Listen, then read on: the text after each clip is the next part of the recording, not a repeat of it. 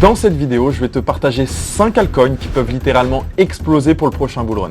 Les 5 cryptos dont je vais te parler dès maintenant sont pour moi des crypto-monnaies aux fondamentaux solides que tu vas pouvoir garder et holder sur du long terme. Néanmoins, attention, ce n'est en aucun cas un conseil en investissement. Faites tout le temps vos propres recherches et votre propre opinion sur la chose. De plus, je vous invite tout le temps à diversifier vos investissements. Ne mettez jamais tous vos œufs dans le même panier. Aujourd'hui, je vais vous partager 5 crypto-monnaies sur lesquelles j'investis personnellement, mais en réalité, j'en ai plus de 20 dans mon portefeuille. Pour redonner un petit peu de contexte, nous sommes à l'aube du prochain bull run. Un bull run, qu'est-ce que c'est? C'est un mouvement haussier. Les marchés financiers de manière globale sont cycliques, l'histoire se répète, on connaît des hausses et des baisses, et aujourd'hui, nous sommes à l'aube du prochain bull run. Et tout ça pour plusieurs raisons. En avril 2024, il va y avoir ce qu'on appelle le prochain halving. Pour sécuriser le réseau, on a ce qu'on appelle des mineurs. Les mineurs mettent à disposition leur puissance de calcul pour résoudre des équations, et donc du coup pour valider des blocs et donc sécuriser le réseau. Pour ça, les mineurs sont rémunérés en crypto-monnaie. Et à chaque halving, le prix des récompenses des mineurs est divisé par 2, ce qui crée la plupart du temps une pression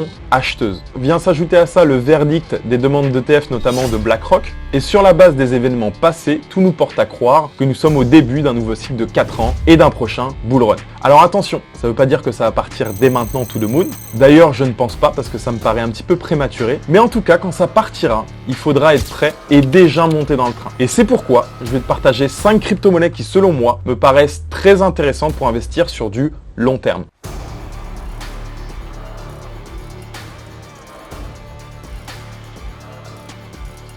Mais juste avant ça, je veux t'expliquer rapidement sur quoi reposent mes choix. Il y a 6 aspects qui, selon moi, sont super importants de mettre en lumière avant d'investir sur une crypto-monnaie. Premier point, la technologie. Sur quoi repose le projet? Deuxième point, la capitalisation et la tokenomique, c'est-à-dire l'économie du token du jeton. La façon dont va être gérée la création du token et son bon fonctionnement. Troisième point, les fondateurs. Quatrième point, la narrative. Par exemple, on peut avoir l'intelligence artificielle, le métaverse, les play to earn, les projets zero knowledge, les layer 2. Bref, tout ça, ce sont des narratives. Cinquième point, sa place sur le marché. Si c'est un leader, un challenger, un outsider. Et enfin, sixième point, l'analyse technique. Bref, on va démarrer dès maintenant notre top 5 avec le premier projet qui n'est rien d'autre que Solana. Le projet Solana a été créé en 2020 par la société Solana Labs, fondée par Anatoly Yakovenko et également Raj Jokal. L'objectif de ce projet, c'est la scalabilité, avec la mise en place de leur propre blockchain, dans le but de faciliter l'accès à la finance décentralisée. Solana est un challenger d'Ethereum et apporte des solutions que l'on peut rencontrer par exemple sur la blockchain d'Ethereum, comme la surcharge de la blockchain et donc des frais qui sont assez élevés. Sur la blockchain d'Ethereum, on peut trader jusqu'à 15 transactions par seconde en moyenne. Un peu plus depuis la mise à jour Ethereum 2.0 et The Merge, mais ça reste relativement très faible. Alors qu'avec Solana, on peut traiter jusqu'à 65 000 transactions par seconde, qui est à des années-lumière d'Ethereum. Et tout ça pour des millièmes de centimes de frais de transaction. Contrairement à Ethereum, qui est sur un consensus de Proof of Work, qui est passé récemment à du Proof of Stake, Solana utilise le Proof of History. Pour faire simple, les transactions sont validées une fois qu'elles ont rempli un prérequis temporel. Le Proof of History permet de garantir une vitesse des transactions et d'assurer la sécurité de la blockchain et de la décentralisation. Bon, le projet Solana a connu quelques problèmes comme en septembre 2021, où ils ont eu une surcharge de transactions. Ils ont atteint jusqu'à 400 000 transactions par seconde, ce qui a créé la panne du réseau. Et dernièrement, depuis la chute de l'exchange FTX, qui possédait 10% de Solana, ça a beaucoup affecté le projet. Le jeton Sol est passé de 250 $ à un peu moins de 9 $ à son plus bas. Après tous ces événements, Solana a pu nous prouver qu'ils étaient un projet solide et qu'ils ont pu survivre à de tels événements. La technologie est très intéressante, il y a beaucoup d'investisseurs derrière et une grosse communauté. Aujourd'hui, il est 7e au classement CoinMarketCap et je pense que Solana sera l'un des plus gros comebacks qu'on verra au prochain bull run. Et d'ailleurs, à l'heure où je vous parle, il a déjà fait plus 165% ces dernières semaines. Concernant les prédictions de prix, il y a une façon simple et grossière de pouvoir se donner une idée. Et on va voir ça tout de suite ensemble sur un tableau Excel. Alors, le calcul va être très simple. Solana est un concurrent direct, par exemple, d'Ethereum. Admettons que on voit Solana à la 2e place, donc à la place d'Ethereum. Eh bien, on va faire le calcul très simple suivant. on va prendre tout simplement le prix du market cap de Ethereum et on va le diviser à la supply, qui va nous donner une projection de prix de ce que pourrait atteindre Solana s'il venait à se glisser à la deuxième place du classement CoinMarketCap. Et donc du coup avoir la même capitalisation que celle d'Ethereum à l'heure d'aujourd'hui. Donc pour ça, on va le refaire en direct ensemble. On va faire donc du coup le market cap divisé par la supply et ça nous donne un prix de 585 $. Donc c'est un pari qui est ambitieux. Aujourd'hui, il y a quand même peu de chances que Solana vienne chercher la deuxième place du classement, mais c'est quelque chose qui est envisageable et ça nous permet d'avoir une idée grossière du prix. Maintenant, concernant mes prédictions personnelles sur le prix, peut-être même un peu plus rationnel que pourrait atteindre au prochain cycle Solana, déjà, je pense que je commencerai à prendre des profits aux alentours des 150 $ et je vois pourquoi pas Solana aller chercher son dernier ATH. Ça peut être intéressant de prendre des profits également à 250 $. Et après, pourquoi pas pour les plus optimistes d'entre vous, d'aller chercher jusqu'à 500 $. Mais bon, ça vous êtes les seuls à pouvoir vous faire votre propre avis dessus. Encore une fois, ma vision du marché n'est pas la vôtre. Faites tout le temps votre propre opinion. On passe à la deuxième crypto qui n'est rien d'autre que Chainlink. Quand Ethereum a vu le jour en 2015, cela a littéralement révolutionné ce que pouvait apporter la blockchain aux différentes entreprises, notamment grâce aux smart contracts. Les smart contracts, ce sont des contrats intelligents qui permettent d'automatiser certaines tâches, certaines actions. Et donc naturellement de supprimer certains intermédiaires. Par exemple, si tu as une assurance pour ton vol d'avion et que tu le loupes parce qu'il y a par exemple 3 heures de retard, eh bien à l'aide d'un smart contract, tu vas pouvoir être remboursé automatiquement sans avoir à par exemple contacter le service client et donc naturellement supprimer cet intermédiaire. Mais ce système, il a aujourd'hui ses limites parce qu'il a accès aux informations seulement sur la blockchain et il n'a pas accès aux informations du monde extérieur. C'est seulement une ligne de code qui permet d'automatiser une action quand elle est déclenchée. Si tel événement arrive, alors il y aura telle conséquence. Mais pour effectuer ce remboursement, il va devoir être connecté au monde réel, avoir accès à toutes les informations des différents vols. Et c'est là que le projet Chainlink intervient. Chainlink, c'est le plus vieux projet de type Oracle qui a été créé en 2017 par Sergey Nazarov et Steve Ellis. Les utilisateurs des smart contracts peuvent utiliser le réseau d'Oracle mis en place par l'entreprise pour récupérer des informations du monde dit off-chain, donc du monde extérieur. Donc en gros, pour vulgariser, l'objectif de Chainlink, c'est de faire la passerelle entre le monde on-chain et off-chain, donc entre ce qui se passe sur la blockchain et le monde extérieur. Si vous pariez que Cédric Doumbé gagne son combat contre Jordan Zebo, et que c'est réellement le cas, comme ça s'est passé, et que vous deviez gagner 2 Ethereum, et bien là, le boulot de Chainlink, ça va être de mettre en place un oracle qui va permettre de vérifier que Cédric Doumbé a bien gagné, qui lui va le dire au site de paris sportif et qui va exécuter le smart contract et donc déclencher votre gain. Actuellement, il y a 55% des lignes qui sont en circulation. Il y en aura 1 milliard et pas un de plus. Et donc, à terme, ça deviendra un projet déflationniste, ce qui est plutôt positif. Concernant les projections de prix qui pourraient potentiellement atteindre. Aujourd'hui, il est 13e au classement CoinMarketCap avec un prix de 14,36 $. Ça serait pas irréalisable qu'on aille chercher la 5e place, par exemple, au classement CoinMarketCap. Donc, on va reprendre le même calcul que tout à l'heure. On rentre la supply de la crypto-monnaie, son market cap. On garde la même supply pour simplifier le calcul parce qu'autrement, ça serait beaucoup plus complexe. Ensuite, on vient donc ajouter juste ici la supply de la crypto-monnaie de la 5e place. Donc là, en l'occurrence, XRP. Et donc, du coup, on va calculer le potentiel prix que pourrait atteindre, du coup, Chainlink s'il allait chercher la 5e place. Et donc, du coup, le market cap qui va en parallèle avec. Donc, du coup, ce qui nous donnerait un prix d'environ 62 $. Encore une fois, c'est une estimation, c'est une manière grossière. Il y a plein de facteurs extérieurs à prendre en compte. Donc au niveau des différentes targets, pour les plus frileux et pour les personnes qui veulent prendre rapidement des bénéfices, ça peut être intéressant de commencer à en prendre à 35 $. De manière simple, il y a 52 $ à son dernier ATH et pourquoi pas 62 si on le voit potentiellement aller chercher la 5e place du classement CoinMarketCap. Donc vous voyez 34 $, ce qui nous fait déjà un x2. Ensuite, pour 52 $ son dernier ATH au prix actuel, ça nous fait un x3,5. Et donc du coup, si on le voit aller chercher par exemple les 62 $, ça nous donnerait un fois un fois 4, pratiquement 4,5. Chainlink, c'est pas forcément le projet qui va aller chercher des multiples de malades, des fois 100, etc. Mais par contre, c'est un projet solide qui peut être intéressant d'avoir dans son portefeuille sur du long terme. Ensuite, on enchaîne à la 3e place avec le projet Polygon. Polygon, c'est un projet qui a été créé en 2017 par 3 ingénieurs indiens. Ces 3 ingénieurs, ils sont partis d'un constat qui est simple. Sur Ethereum, il y a un problème de scalabilité. La scalabilité, c'est le nombre de transactions par seconde. Parce qu'en réalité, quand on regarde, toutes les transactions et tous les smart contracts passent par une et même blockchain, celle d'Ethereum. Et aujourd'hui, Ethereum ne peut effectuer que 15 transactions par seconde, un peu plus depuis la mise à jour, mais ce qui reste très faible. Et avec des frais qui peuvent être très importants. Ce qui veut dire que tu peux te retrouver pour avoir juste à faire un transfert de 2 € à attendre 30 minutes et payer plus de frais que le montant que tu envoies. Ce qui est une réelle problématique aujourd'hui. C'est comme s'il n'existait qu'une seule route pour tout le monde, donc naturellement ça va créer des bouchons. Et bien Polygon, leur solution à eux, c'est de créer différentes autoroutes qui vont tous à la même direction et tout ça à moindre frais. Ce qui permettrait d'augmenter la scalabilité, le nombre de transactions par seconde en payant beaucoup moins cher. Et aujourd'hui, même des sociétés comme Disney, comme Starbucks ou encore Instagram utilisent des solutions comme Polygon pour créer de nouveaux services innovants pour leur clientèle. Son token natif s'appelle le Matic et deviendra le Pol dans quelques mois. Sur les 10 milliards de tokens que compose l'offre maximale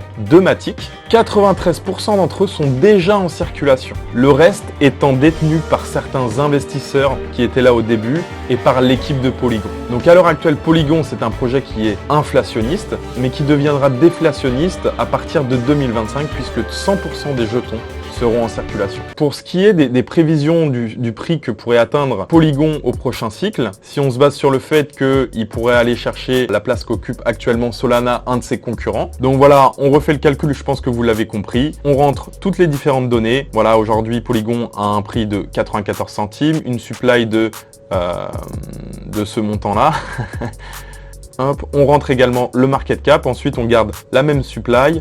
On rentre le market cap que a Solana actuellement. On fait notre calcul market cap divisé par supply, ce qui nous donne un prix de 2,66 $. Maintenant, pour ce qui est de mes prédictions de prix personnel, moi je pense que je prendrai des profits à partir de 1,96 $. Et pourquoi pas à son dernier ATH à 2,8990 $. Si on se base sur le prix actuel, aller chercher un beau x2 à 1,94 $, ce qui vous laisse aller chercher potentiellement un x3 si Matic vient aller chercher son dernier ATH. Ensuite, on passe à l'avant-dernière crypto, un projet sur lequel je suis très optimiste, qui n'est rien d'autre que Cosmos et son jeton Atom. Donc Cosmos, c'est un projet qui a été créé en 2017 par Jae Kwon et Ethan Bushman. Donc, je ne sais pas si je l'ai bien prononcé, mais en tout cas, ce sont les deux fondateurs de Cosmos. Dans l'univers crypto, il y a de plus en plus de nouvelles technologies, de plus en plus de nouvelles blockchains, mais toutes sont indépendantes les unes des autres. Chacune ont leur propre consensus, leur propre codage, leur propre fonctionnement, ce qui crée un problème qu'on appelle l'interopérabilité. Elles n'arrivent pas à communiquer entre elles, et il n'est donc pas possible de faire des échanges d'actifs ou de données entre elles. Et au lieu de favoriser la division entre les différentes crypto-monnaies existantes, Cosmos veut les réunir et créer l'Internet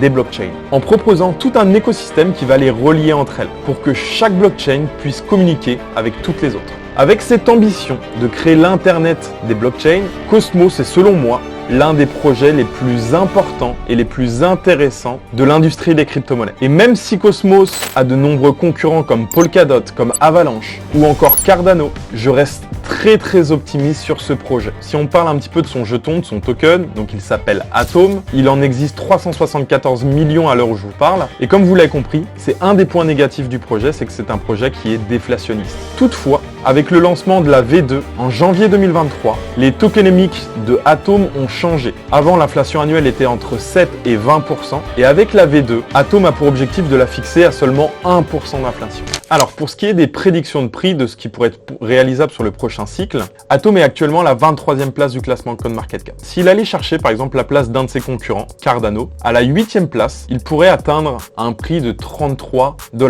Encore une fois, c'est approximatif parce qu'on est avec le market cap du marché actuel. Quand on connaîtra, on sera au pic du mouvement haussier, ce sera beaucoup plus important. Bref, ça nous donne une idée grossière de ce qui pourrait arriver. Donc maintenant, si on retourne sur les graphiques, je vais vous donner moi mes prédictions personnelles. Et encore une fois, ça ne regarde que moi, ce n'est que ma vision du projet et de ce qu'il peut atteindre. Je vous invite à faire le vôtre. Moi, je vais aller chercher des profits partiellement sur Atom. Je pense que vraiment, c'est un projet qui peut créer la surprise et je prendrai des profits partiels donc à 42 $, à son dernier ATH, à potentiellement 66 $ et un petit peu avant 100 $, donc vers les 93 $. C'est là où j'irai chercher des profits sur Atom. Encore une fois, ce n'est que ma propre vision du marché. Et ce qui nous laisse donc du coup avec un potentiel d'évolution qui est franchement très intéressant. À 33 $, on est selon le prix du marché actuel à un plus, donc à 1 fois 3,5. Si on va chercher les 42 $, on est à un plus fois 4,5. Si on va chercher les 65 $, ça nous fait un fois 6 pratiquement. Et si on va chercher les 93 $, ce qui nous fait un fois 9, un fois 10 même pratiquement, sur son prix à l'heure où je vous parle. Et enfin, on va finir ce top 5 avec le dernier projet qui n'est rien d'autre que Phantom. Donc Phantom et son jeton FTM, c'est un projet open source qui est né en 2018 en Corée du Sud. Donc derrière le projet Phantom, il y a une très grosse équipe qui s'appelle la Phantom Foundation, qui est composée de scientifiques, de développeurs, d'entrepreneurs, de chercheurs. Et c'est très intéressant parce qu'ils ont une équipe qui est diversifiée et qui permet d'avoir une vision à grand angle, une vision qui est plus élargie du marché et de son évolution. Aujourd'hui, il existe ce qu'on appelle le trilemme de la blockchain. Ce trilemme, c'est de trouver l'équilibre entre la scalabilité, la décentralisation et la sécurité. Ce sont les 3 domaines les plus importants de la blockchain. Par exemple, pour le Bitcoin, il est très efficace dans la décentralisation, très efficace dans la sécurité, mais par contre, il est très nul dans la scalabilité, dans le nombre de transactions par seconde. Et aujourd'hui, il y a des applications et des utilisations quotidiennes qui nécessitent des confirmations très rapides, comme par exemple les paiements quotidiens, comme échanger des données, etc.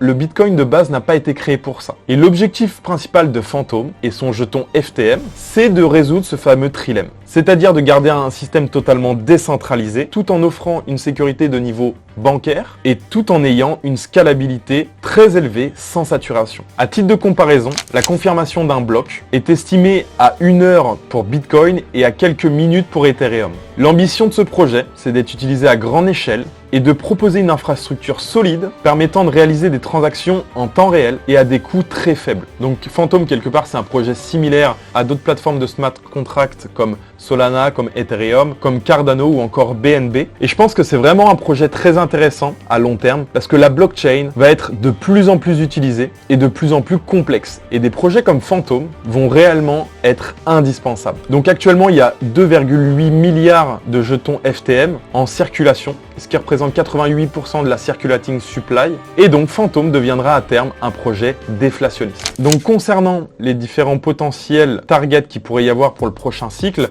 aujourd'hui Phantom est 55e au classement CoinMarketCap. Et si par exemple on le verrait aller dans le top 10, aller chercher par exemple la place d'un de ses concurrents Cardano, eh bien ça nous donnerait un prix de 4,55 $. Encore une fois, c'est un gros pari, c'est une estimation, c'est grossier, mais ça peut nous donner un ordre d'idée de ce qui est potentiellement envisageable. Et encore une fois, je vous montre une façon de le faire. À vous de rentrer les données qui vous semblent justes et qui vous permettent d'avoir une projection de prix. Donc voilà, pour moi, ça serait quand même un petit peu gros qu'on aille chercher par exemple la 8e place et la place par exemple de Cardano. Mais par contre, personnellement, en ayant des targets un petit peu plus terre à terre sur ce projet, si on va chercher déjà 1,62 $, eh bien moi je prendrais des profits à partir d'ici.